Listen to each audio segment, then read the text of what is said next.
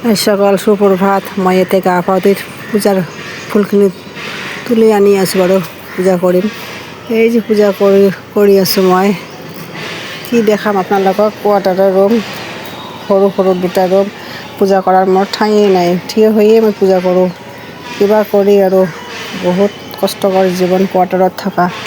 নিজৰ ঘৰৰ নিচিনা সুবিধা নহয়। মই কিবা কৰি ঘৰৰ পূজাখিনি কৰিলোঁ বাৰু। এতিয়া বাহিৰত তুলসী গছৰ গুৰিত পূজাখিনি কৰিম। বাহিৰত মোৰ এই চাক তুলসী গছৰ গুৰি পূজা কৰাৰ আগত মই সূৰ্য দেৱতাক পানীখিনি অৰ্পণ কৰিলোঁ। পূজা কৰাৰ পিছত মই এতিয়া ৰাতিপুৱা ভাতখিনি বহালোঁ বাৰু। আমাৰ ই অফিচ যাব, এনে দৌৰা-দৌৰি কৰি ভাতখিনি বহালোঁ আহি পূজা কৰি।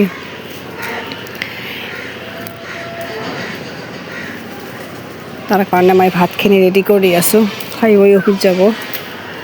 আমি বেছি বনা নাই, কণী আলু দি বেঙেনা ভাজি আৰু কি মিক্স চব্জি এনেকৈ বনালোঁ বাৰু।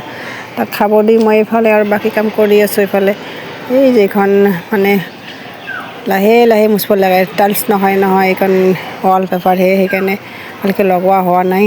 কিবা কৰি আৰু লগাইছোঁ এইখন টাইলছৰ দৰে দেখাত, কিন্তু টাইলছ নহ'লেও ভাল লাগিছে মোক। সেইকাৰণে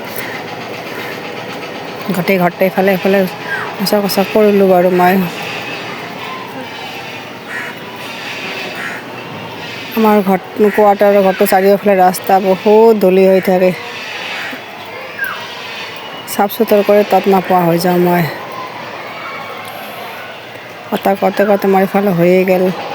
বাচনখিনি ধুই আছোঁ। ক'ত আপোনালোকে চাওকচোন বাৰু। মই আমাৰ টেপ চেপ একো নাই, পানীৰ বহুত প্ৰব্লেম। আমাৰ পানী কিনি লৈহে আমি গোটেই কাম কৰিব লগা হয়।